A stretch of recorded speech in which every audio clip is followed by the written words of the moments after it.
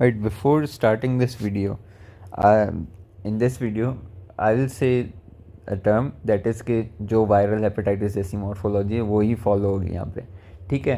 अब rather than अगर कोई बंदा उधर से आ रहा है तो चलो ठीक है, बट रादर देन होपिंग कि कोई बंदा उधर से आ रहा है, I just write 4 to 5 points जो कैरी ऑन होंगे, and then once you see the video तो फिर यू वोंट बी लाइक क्या हो गया या फिर what am I trying to convey there, तो ब्लैंक नहीं हो गए।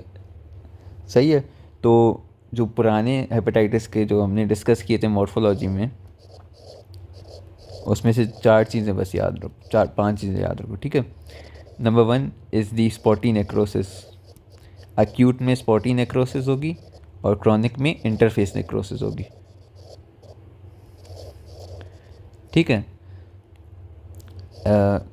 Then second one is acute में जो होगा you will find lobular hepatitis, and chronic में you will probably find central vein fibrosis alongside periportal fibrosis,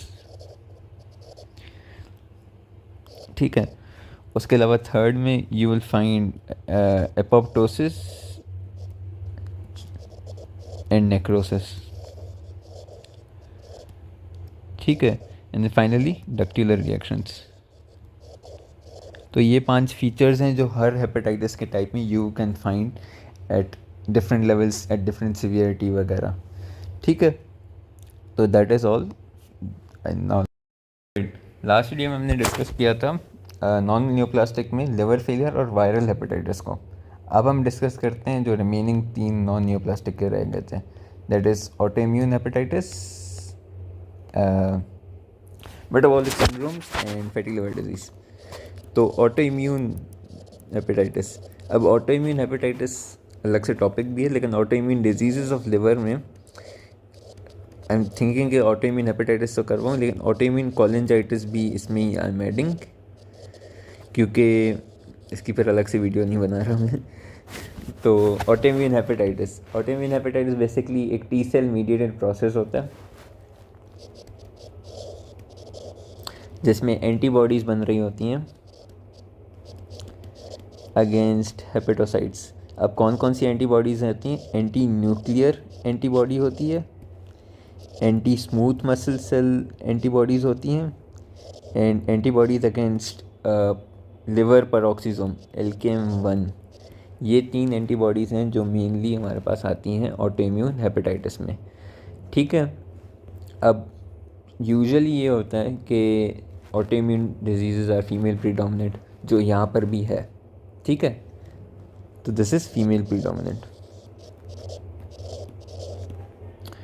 बाकी ट्रिगर्स इसके क्या हो सकते हैं, कौन कौन सी वजह से ये ऑटो इम्यून डिजीज़ शुरू हो सकता है? कोई वायरल इन्फेक्शन हो गया, कोई ड्रग्स वगैरह हो गए, या फिर कोई वैक्सीन करवा दी जिससे फिर क्रॉस रिएक्शन हो जाती है एंटीजेंस की, ठीक है। अब इसके 2 टाइप्स हैं। 2 टाइप्स कौन से? एक वो टाइप जिसमें एंटी न्यूक्लियर एंटीबॉडीज़ और anti smooth muscle cell antibodies हैं, और दूसरा वो है जिसमें जो LKM1 है वो है, ठीक है। ये वाली जो है anti smooth muscle cell anti nuclear वाली, ये एडल्ट्स में ज़्यादा कॉमन होती है,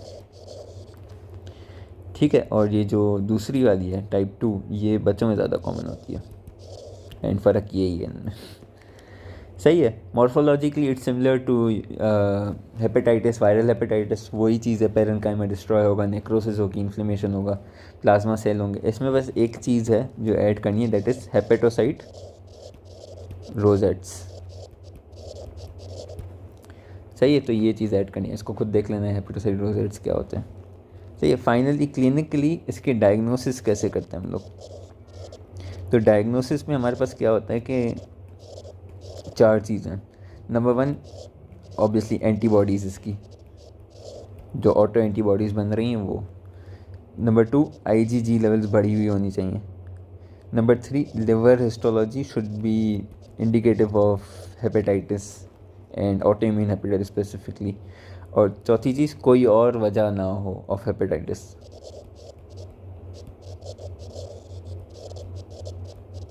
तो ये 4 क्राइटेरिया अगर मीट हो रहे हैं तो फिर that is called as auto immune hepatitis. And that is all for autoimmune hepatitis. ठीक है, ऑटोइम्यून कोलिंजाइटिस पर आते हैं। अब ऑटोइम्यून कोलिंजाइटिस जो है वो दो हैं। Number one is your primary biliary cholangitis and another one is your primary sclerosing cholangitis।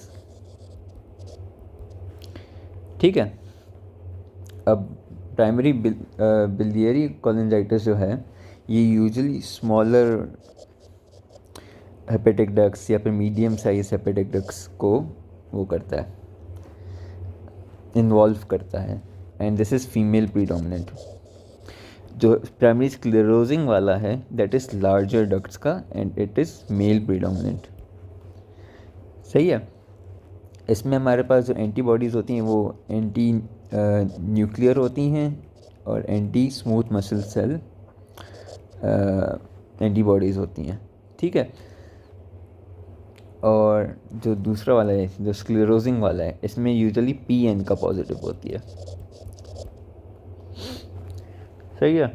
ये जो है हमारे पास जो प्राइमरी बिलियरी कोलिंजाइटिस है this is usually associated with Sjogren syndrome या फिर मल्टीपल स्क्लेरोसिस या फिर सीलिएक डिजीज़। और जो स्क्लेरोजिंग वाला है that is more associated with IBD, ये अल्सरेटिव कोलाइटिस वगैरह ये सारी चीज़ें। ठीक है, अब पैथोजेनेसिस पर आ जाएं तो टी सेल मीडिएटेड इन्फ्लेमेशन है। ठीक है, ऑटो एंटीबॉडीज़ बन रही हैं जो डैमेज करेंगी हेपेटिक डक्ट्स को, मीडियम साइज़ और स्मॉल साइज़ को। इसकी वजह से क्या होगा, रिटेंशन होगी ऑफ बाइल सॉल्ट्स वगैरह जो फिर क्या करेंगी, इंटर्न डैमेज कराएंगी लिवर को और सिरोसिस कराएंगी। तो इस वजह से प्राइमरी बिलियरी कोलिंजाइटिस का दूसरा नाम है प्राइमरी बिलियरी सिरोसिस। ठीक है, फिर आ जाते हैं स्क्लेरोजिंग वाले में। तो स्क्लेरोजिंग वाले में क्या होता है कि ऑलमोस्ट सेम चीज़ है, बस फ़र्क ये है कि ये लार्ज हेपेटिक डक्ट्स को करवाएगी और एक्स्ट्रा हेपेटिक डक्ट्स को करवाएगी। ठीक है, इसमें मेनली लिवर का आपको ऑब्वियसली लिवर इन्वॉल्व होगी लेकिन इतनी ज़्यादा इन्वॉल्व नहीं होगी जितनी जो बिलियरी कोलिंजाइटिस में। ठीक है, मॉर्फोलॉजिकली क्या होगा कि दो तीन चीज़ें बस याद रखने की है इसमें। Number one, florid duct lesion. ठीक है, as well as granuloma formation.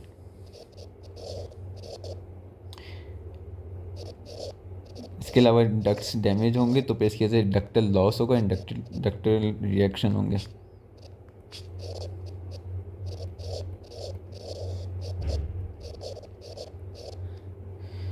And in primary sclerosing वाले में अनियन स्किन लीजन होगा। ठीक है, उसके अलावा एपिथेलियल इंजरी होगी एंड न्यूट्रोफिल इन्फिल्ट्रेट्स होंगे।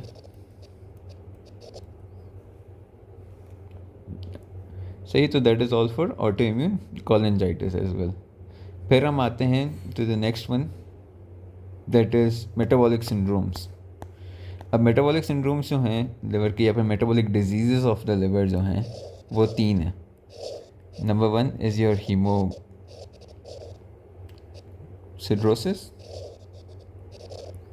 Number two is your Wilson disease and number three is your alpha-1 antitrypsin deficiency।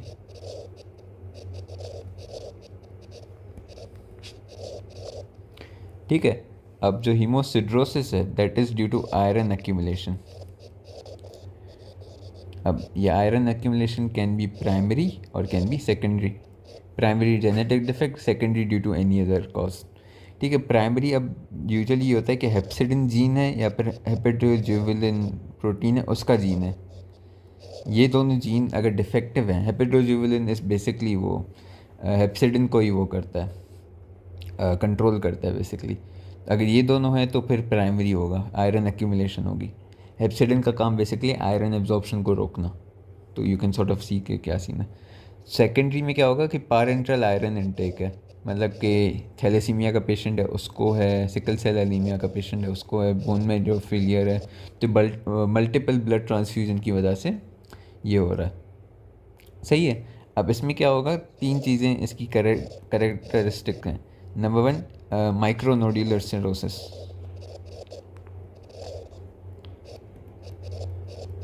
ठीक है। Number two, diabetes mellitus due to pancreatic involvement. And number three, abnormal skin pigmentation.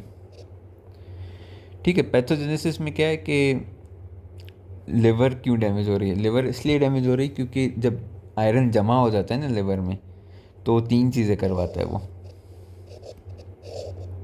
Number one, lipid पर oxidation. अब lipid पर oxidation की वजह से reactive oxygen species बनती हैं। सही है। Number to, hepatic stellate cells को बोलता है कि कोलेजन सिक्रीट करें, जिसकी वजह से सिरोसिस होगी। एंड नंबर थ्री, कि ये डीएनए डैमेज करवाते हैं, लीथल डीएनए डैमेज करवाता है, जिसकी वजह से क्या होगा, हेपेटोसेलुलर कार्सिनोमा के चांसेस बढ़ जाएंगे। सही है। अब इसमें हमारे पास जो डाई होती है use for iron, that is Prussian blue. तो कहीं पर भी प्रशियन ब्लू पॉजिटिव का वर्ड आ जाए तो फिर you can sort of be like iron है। ओके। मॉर्फोलॉजिकली हमारे पास लिवर में क्या होगा कि माइक्रोनोडुलर सिरोसिस होगी।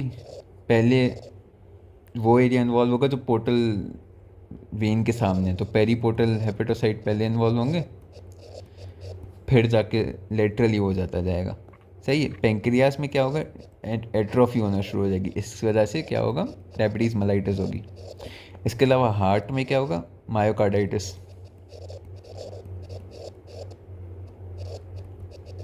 And cardiomegaly.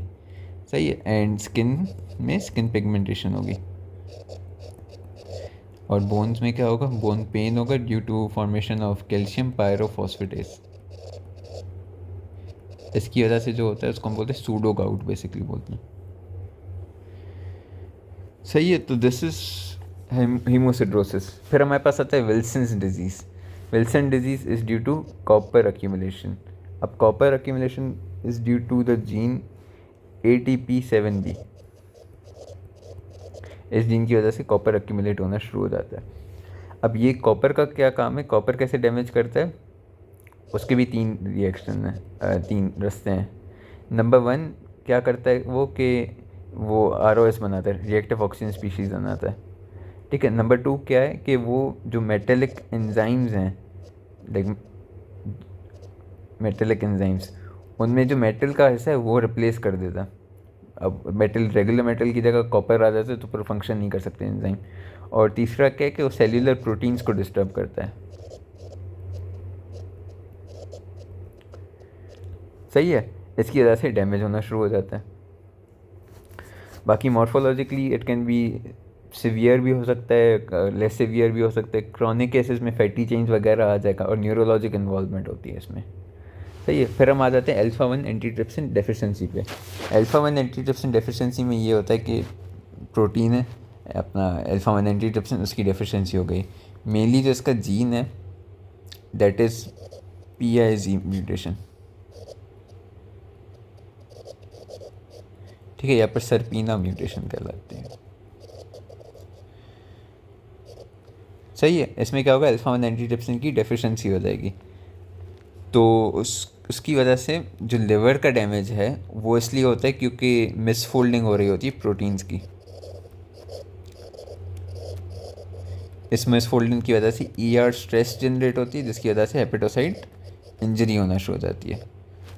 ठीक है। तो ये रहे मेटाबॉलिक डिजीजेस ऑफ लिवर। इसमें इंपॉर्टेंट चीज़ ये कि ये पैस पॉजिटिव होंगे इसके ग्रैन्यूल्स। ठीक है। हीमोसिड्रोसिस में प्रशियन ब्लू पॉजिटिव था, अल्फा-1 एंटीट्रिप्सिन में पैस पॉजिटिव है। फिर हम आ जाते हैं to the final one, that is fatty liver disease. अब फैटी लिवर डिजीज़ जो है that is two alcoholic fatty liver disease and non alcoholic.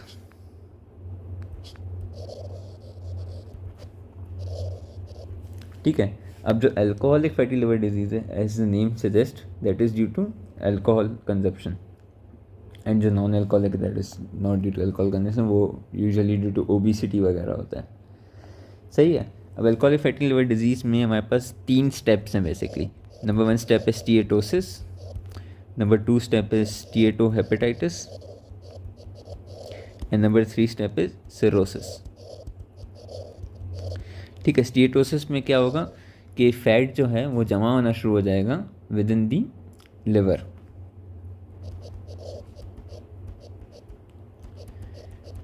सही है। ये क्यों होता है? बेसिकली ड्यू टू अल्कोहल की वजह से फैट की जो कैटाबॉलिज्म है वगैरह वो बढ़ जाती है और NADH की लेवल्स बढ़ जाती हैं।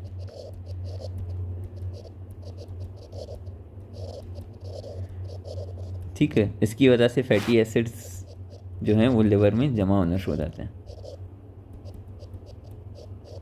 अब ये फैटी एसिड जब जमा होंगे तो क्या करेंगे? 3 चीज़ें कराएंगे, वो लीड करेंगे स्टीएटो हेपेटाइटिस में। नंबर 1 वो क्या करेंगे? बेसिकली रिएक्टिव ऑक्सीजन स्पीशीज़ की प्रोडक्शन बढ़ाएंगे। ठीक है, बाय किस वजह से? बाय साइटोक्रोम सिस्टम्स को एक्टिवेट करके। उसके अलावा और क्या करेंगे? लिपिड पर ऑक्सीडेशन। ये क्या करेगी? साइटोस्केलेटन को डिस्टर्ब करेगी ऑफ सेल्स। एंड फाइनली क्या? मिथियोनिन की मेटाबॉलिज्म को डिस्टर्ब करेंगे, जिसकी वजह से लिवर में ER स्ट्रेस आएगा एंड देन फिर लिवर के सेल्स डैमेज होंगे। फिर सिरोसिस वही रेगुलर सिरोसिस वाला है, बस इसमें इंपॉर्टेंट ये कि इसमें चिकन वायर फैंस अपीयरेंस होती है।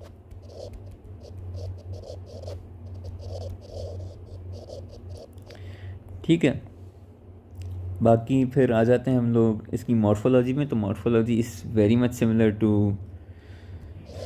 हेपेटाइटिस की रेगुलर मॉर्फोलॉजी। फ़र्क ये है कि इसमें 2-3 पॉइंट्स एक्स्ट्रा हैं। नंबर 1 हेपेटोसाइट बलूनिंग होगी, मतलब कि जो हेपेटोसाइट्स हैं वो नेक्रोसिस की वजह से स्वेलिंग होना शुरू हो जाएगी उनकी। दूसरा ये मैलेरी डैंक बॉडीज़।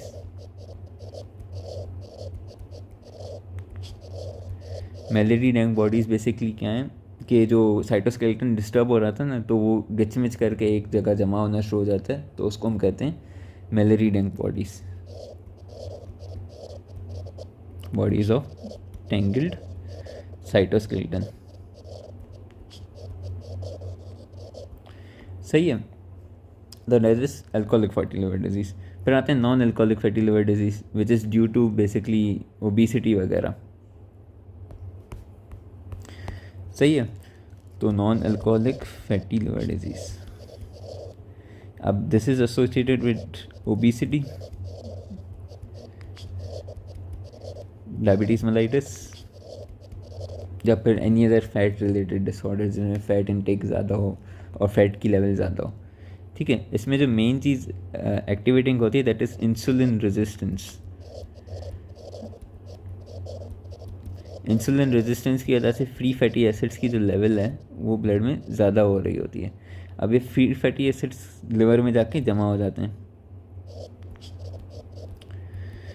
ठीक है, लिवर में जब ये जमा होंगे तो ये क्या कराएंगे? 3 चीज़ें, accumulation of fatty acids in liver क्या कराएंगे? हेपेटिक स्टेलेट सेल्स को एक्टिवेट कराएंगे, तो फिर कोलेजन बनेगा। ROS प्रोडक्शन कराएंगे। ROS you can write in anyone, hemosiderosis जो भी चीज़ है सब में है। ठीक है, ER स्ट्रेस कराएंगे। इसके अलावा ये इन्फ्लेमेशन के लिए लिवर को प्रोन कर देते हैं, मतलब कि ज़्यादा इन्फ्लेमेशन होगी लिवर की। ठीक है, तो this was all for non alcoholic fatty liver disease and this is all for non neoplastic disease of liver. Right, since ये लास्ट वाले जो कुछ थे metabolic syndromes and the fatty liver disease, इसमें कॉमन थिंग इज़ कि there is a lot of mechanisms for liver injury pathogenesis, तो याद करना is a bit difficult, that's what I found. तो इसका एक जनरल ब्लूप्रिंट है।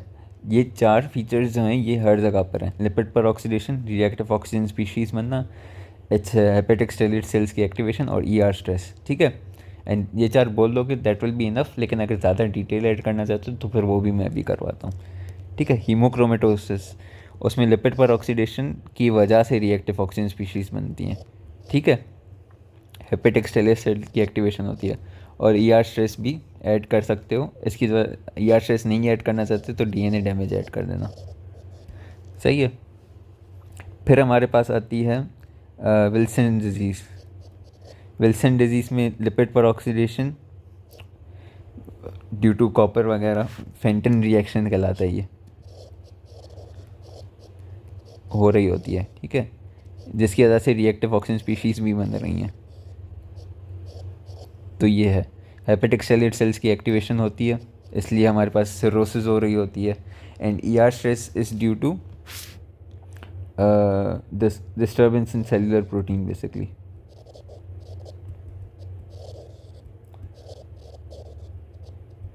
सही है। फिर आते हैं फैटी लिवर डिजीज़ में। फैटी लिवर डिजीज़ में lipid peroxidation is due to cytochrome activation, cytochrome P2E1 activation, reactive oxygen species बन रही होती हैं। ठीक है, हेपेटिक सेल्स की एक्टिवेशन हो रही होती है। Yes, and E R stress is due to methionine, methionine pathway की डिस्टर्बेंस हो जाती है, जिसमें होमोसिस्टीन बनना शुरू हो जाता है, तो फिर इसकी वजह से ई आर स्ट्रेस होती है। ठीक है, तो you can sort of make your own, ये 4 चीज़ें याद रखना और किसी न किसी तरीके से यू कैन टेल, या फिर MCQ पॉइंट या फिर SCQs में।